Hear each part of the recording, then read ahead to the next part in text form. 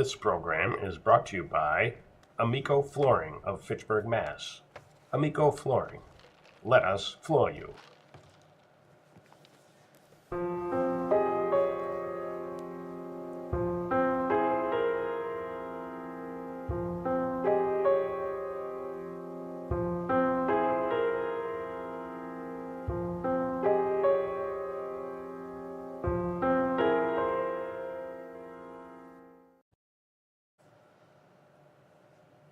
Welcome to another episode of LATV of An Inside Job. That's a rough way of starting. An Inside Job, War on Addiction. And that's what I feel that we are up against, a war on against this thing. Let's see. I believe this is episode number 21. So we're getting quite a few in the can, as they say back here. So I want to thank LTV, Carl, Jack, Jeannie, Alan, Bradley. I'm your host, Ron. I want to give a quote, which I do every show, and it's very important to me, and it's by a doctor up in Vancouver, Canada. He works as an MD, downtown East Side, working with addicts and ALKs. And he wrote a book, Realm of the Hungry Ghost. And it's the best I've ever read. He has so much knowledge. And so many other things. I think he's a genius to do with this stuff. Okay. He explains addiction as biological, chemical, neurological, physiological, medical, social, emotional, political, economical, and spiritual. And it's just not a 3 to 7 day detox. It's just a very difficult addiction to try to beat, and you never beat it. So that's something. So I'd like to introduce Jackie. Thanks for coming. Thanks for having me. Jackie is the girlfriend. Are you engaged or? No, not yet. No, not yet. Not yet. And Kenny did a show last time, and Kenny is the guy who spoke, but then did a couple of numbers rap to do with addiction, and is just tremendous. We were all awestruck. I watched it again at home, and my wife, who's involved in the field, and it just blew us away. So we will be adding on to that. Okay, can I ask your age? 32. Don't look 32. 32 years old. Yeah, in November. May I ask your environment growing up? Yeah, it was chaotic. I come from parents that were addicts, are addicts, active, so it was that constant fighting, just wasn't stable. Stable. You know, my father was in and out all the time. My mother struggled. She was the breadwinner, though. Yeah. She definitely held it down and kept a roof over our head no matter what the situation. And she's active too. Was active. I actually just gave her year coin in September. Oh man. Yeah. That's special. Yeah. I see your it mother. is. Yeah. Have you noticed a great transformation for her? Yeah, I always ask her, I'm like, who are you? What's your name? Like, Yeah. where was you born? Because I don't, sometimes like, I don't always see the change in me, but like seeing Yeah, it from someone right, else grow. right. And I'm like, who is this woman? Right. Because I had hope that it would work for me, Yeah. but I didn't for her, because I didn't understand how great my God was. Yeah. So, when she hit her rock bottom and fell, and he picked her up and dusted her off, you know what I mean? And Yeah. like, it was like another spiritual awakening, I guess, for me. Were you still in the house? No. No. No. Okay. I had already had probably almost a year and a half when she came in Yeah. to the house. Did or when she- she like fell. Were you able to go together, or did she make the call to you and said, I want to get...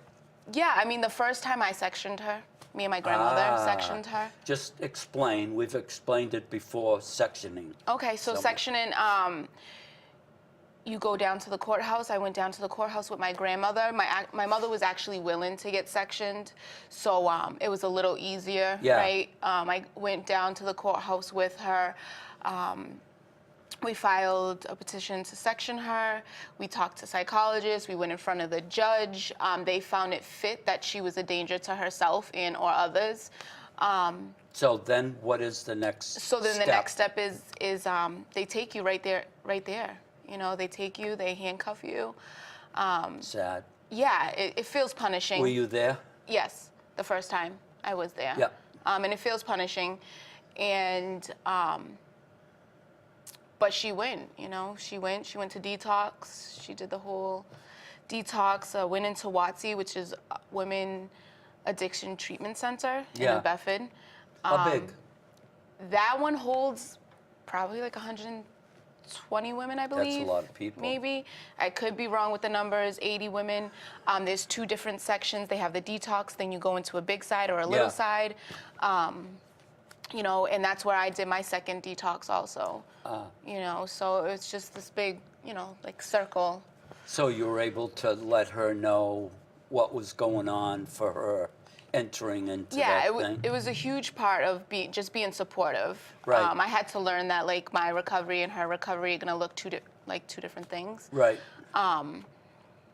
And just be that real support. I didn't want to come at it like, oh, well, I did this and I Right. did that and you have to. And I probably did at first, right? Because it's like, well, this is how I recover.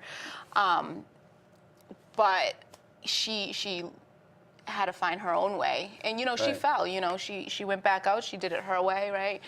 How many times? She went in the first time and then came out. That didn't last long, right? Lasted a couple months. She had an overdose in How between. come, do you think? She went back home, right? She didn't go to further treatment. Okay. She, she still, After 2 months. Yeah, she still wanted to, and she needed some more experience, some more pain, Yeah. Yeah. And she went back the second time. My aunt sectioned her, and it was really me just stepping back and just saying, I can't, like You were, this, you were smart enough to do that. Yeah, and I did, and I stepped back, and she came to her own, like. But the first time, she didn't know maybe how dangerous it was to go back out, to go home, Yeah, right? yeah. She didn't know what was coming. I don't think so. No? I mean, I did the same pattern, right? I went in the first time. I did this whole thing where I went into detox, and I went in, I got sectioned also. I went into detox. I went into a halfway house, and nothing changed for me, though, I still had the same boyfriend, hung out, Yeah. had the same thought process. Nothing changed. So I had to have, I had to experience more pain. I had to really hit another rock bottom, as they say, and I did, and I lost more, right? Or I gave it away, whatever way you want to Yeah. look at it. Right. Either way, I had to experience that. And it got me back in the doors and with a different perspective, and something just clicked the second time. It was like, oh, okay. How long did you have the first time? Like 4 months. 4 months. Yeah. And you were hanging with the same people. I mean, I was doing nothing. Like I said, nothing changed. Like I No had the same meetings? attitude. You know, I was in a halfway house, so they had you go to meetings. They Oh, had you, but okay. I didn't process anything. Ah, It's still boggling sometimes to think like where I am now and where I was then, and just the differences of like nothing seeped in. Like I didn't have, I didn't have that. The idea that something other than myself was going to save me. how about your father? Where is he right now? And They're not together, your mother and your father. no. I mean, he's, doing his own thing. I mean, I Yeah, don't have a connection with him, unfortunately. it is unfortunate. Yeah. right? But I yeah. also still, pray for him all the Okay. time. And Good. I wish him the best. How many brothers and sisters do you have? I have a younger brother. That's it? Yeah. How's he doing? Good. No problem? He's like total opposite of me, right? He's like in the Marine Corps, went to the Oh, Army, is married with kids, and he's just, Yeah, cool. yeah. He must be so happy for both of you guys. Yeah, I right? hope so. You don't see him much? I hope so. Well, I mean, like I said, he's in the Army, he Yeah, is married, he has his children. has his own life. Yeah, and I think, for some people, they might not see what we're doing, right? I mean, it might. No. It's difficult. not part of their process. Yeah. It's my process. So Yeah. the thing is like, as long as I'm continuing to do what Yeah. I need to do, then that's what matters. That's where the name of the show, An Inside Job. I love we that. I love understand that. each other. Yeah. You know, it's very difficult, and I understand for people to understand on the outside. Yeah. But that's the problem, one of that we're going through, because although we're all dying, we're Yeah. dying, but there isn't any focus. There's a lot of Yeah. this, Yeah. and some Absolutely. people working on it hard, but I don't know. I believe one part of this thing of how we can heal is to heal one another. One another, and absolutely. I've watched that for through the Yeah. years. Yeah. I agree. How old were you when you came in? 20. The first time I was 28, turning 29. And then Yeah. 29? Yeah. So 29 is when I really, it was my second detox, my second, At 29? yeah. Yeah. 29 years old. Yeah. Yeah. Was it A long tough to get time. back, to come back? It took me, it might have felt like forever, but it was 2 weeks, that I really 2 just. weeks? 2 weeks We're of very just. fortunate. I know. I thank God. But a lot went on in that 2 weeks, right? And like I said, I lost or gave things away. Like I lost custody of my son. Yeah, which you have back. Yeah, I have shared custody. Shared, yeah. Yeah, but I spend as much time as I can, whenever possible. Yeah. So every other weekend, I just had him for the vacation, from Wednesday. I'm lucky enough to now be able to actually bring him to school at the beginning of the week. So yesterday I brought him to school, so I had him for that period, and just trying to get as much time as possible, Yeah. and be present. And that's the biggest thing, is being present, because Right. as much as I was there before and physically there, I wasn't present, course, I wasn't available. Yeah. Because number one thing is what? Me, consumed And- with myself and, yeah. and my addiction. And Addiction. I It's number didn't one. know that, I really didn't, for a long time. Yeah. Yeah. I didn't get that. When was your first drink or drug? 12, And which was it? Drink? Yeah. drink. And you liked it? Yeah, I loved it. And you know why? It was like I got the effect, right? And then I was able to, I threw up my entire life that night, probably. I remember being so sick. Yeah. But then I also remember waking up the next day and feeling fine. Oh. So there was no consequence. and feeling fine and being like, oh, all right, well, this is what people do, right? They just, 12 years old, blackout drunk already. Forget about everything, right? And I went about my business, right? I cleaned up the mess from all, it was like college. Everyone was in college. It was like one of my friends' sister, like little college party, and got up in the morning and I'm cleaning and everybody's like, oh, look at her. She's like back to the, I was fine. And now we got praise. I didn't get consequence. Right. And it was normal. Yeah. Yeah. So did that set the pattern? I think so. It took a while, right? I mean, I ended up I started smoking weed, cigarettes. Let me ask you this. What do you think about, in California just passed it, and I don't know how many other states, but legalizing weed? What do you think about it? That's touchy, right? For me, for an alcoholic addict like myself, I know the gateway drug, for me, that's where it started, right? I never just smoked one joint and been fine. Like, even if I was, like, wasted, I wanted more. Right. So it gives, it gives the idea of, like, it's okay, right? And, like, when is enough enough? And I know there's plenty of medical reasons. There's all kind of things, the right? medicinal, that's kind of separate. Yeah, we can get into all that. But I mean, now knowing what I know and having a 13-year-old, almost 13-year-old son, that begs the question, like, oh, is it okay for him?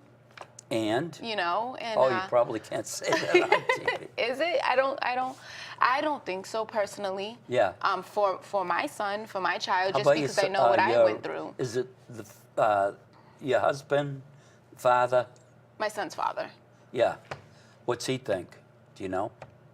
I don't think he was never into drugs or alcohol. He's like the total opposite for me. So I'm sure that he probably would disagree with it too. Yeah. Yeah. It just brings up like extra things that like, for what? It's like just stirring the melting pot, right? And I just, if you don't have to experiment, why? Why? Right. And we're saying just like booze, and look where we are with booze. Yeah. And that's from 1933, I think, when they let off prohibition. And look where we are now, on the TV. TV everywhere. Everybody's and alcohol's beautiful. my first love, so I know. Me too. Like I randomly was, I caught myself the other day driving down the street, and it was afternoon, and this guy was going into the bar, and I thought, a nice afternoon shot, like, because it's just so normal, like it's just nonchalant, and everybody's okay with it, and like, maybe that was me, maybe at one point, I doubt it, but like, I was just like, oh, a nice afternoon shot, and then I'm like, oh yeah, you can't do that. Does it click a lot like that? Yeah. Does it click a lot like that? Oh yeah, the thought, and then it just, like, oh yeah, but you can't, because like when you go for an afternoon shot, you're then gone until the next morning, you know what I mean, with some random, so it's like, no, that doesn't, that doesn't work for me. And it's everywhere. For you, it was the guy going in the bar, but on TV with all the beautiful people. It's like when I first stopped, I remember seeing this huge billboard, right? And there was like, I loved Patron, and there was like this new Patron out, and I'm like, why now? You know what I mean? Like it couldn't have happened like 6 months ago. Like, but it's everywhere, and it is nonchalant, right? I had a nurse one time ask me, oh, I'm having a wine party at my house. You're more than welcome to come. I'm like, oh, it sounds great, but no. So it's just like, it's definitely. Yeah. One girl I know, she's show number 2, Kathy, and she was sober for a bit, and she has to work, so she's getting this job, that job, and she ended up through crazy kind of stuff in a bar, in a wine cellar, high class, in the room where they're tasting the wine, where they would, that didn't last too long, and she picked up. Yeah, I had to leave everything.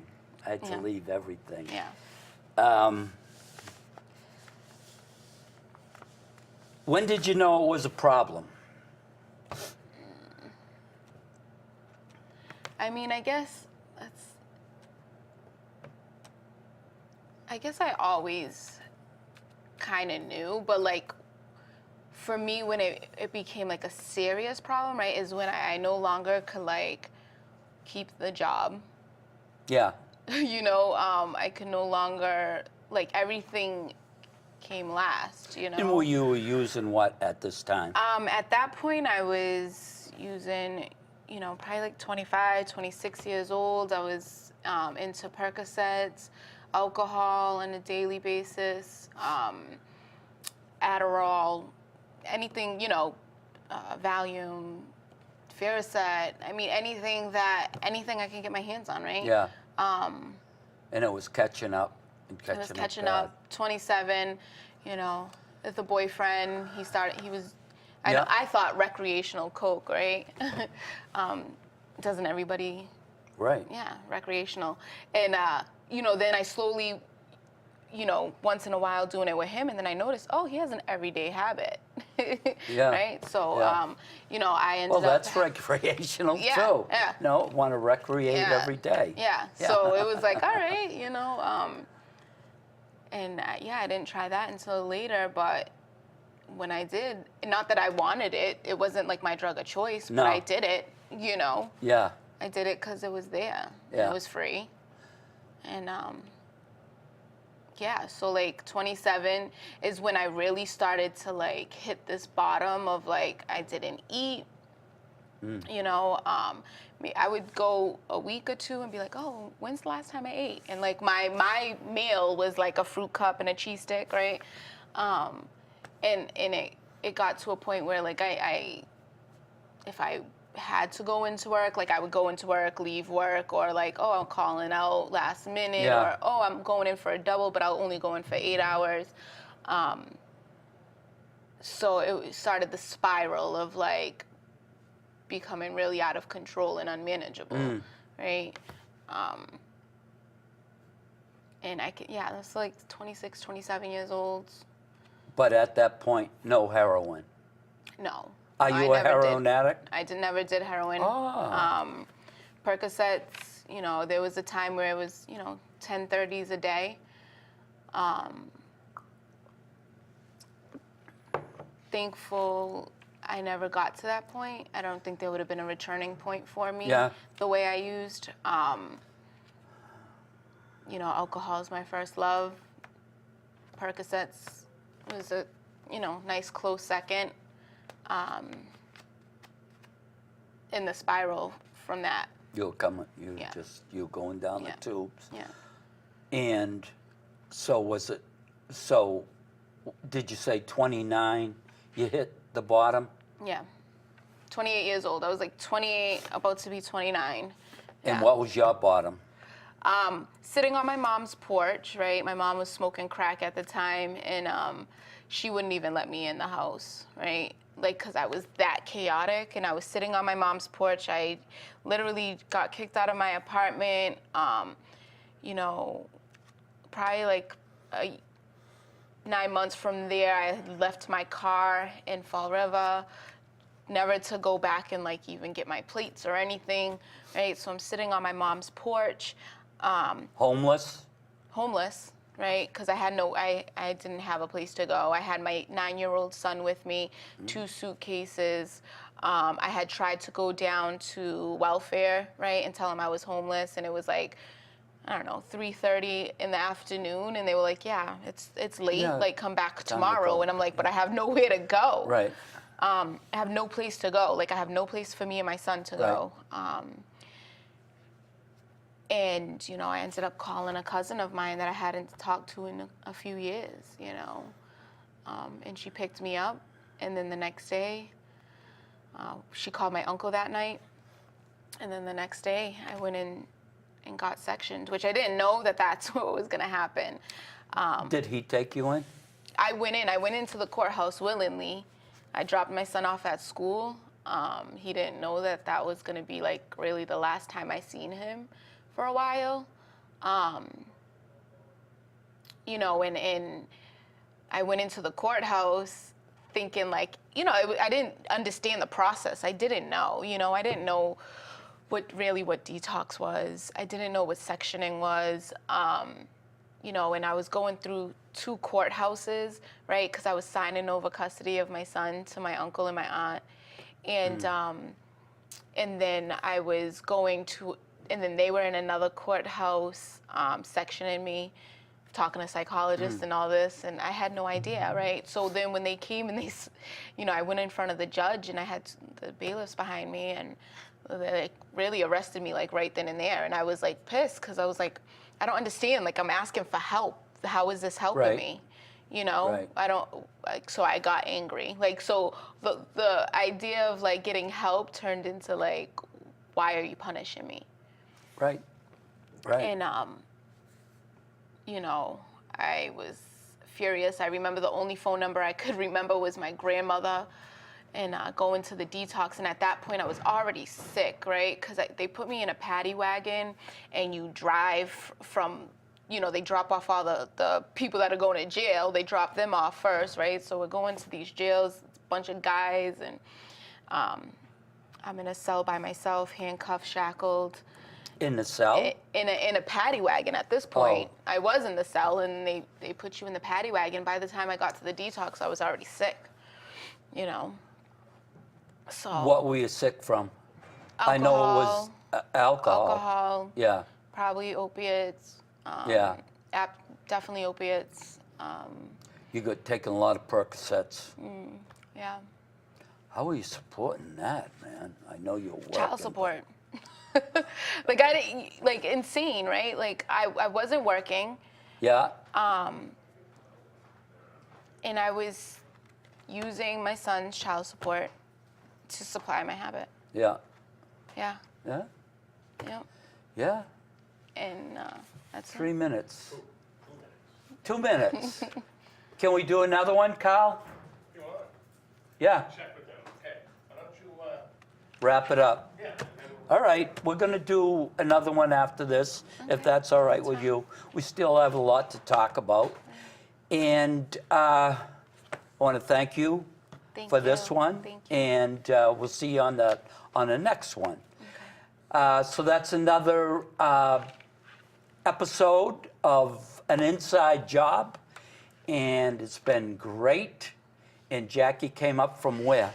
From Grafton. Grafton. Yeah. So that's a wrap. Thank you.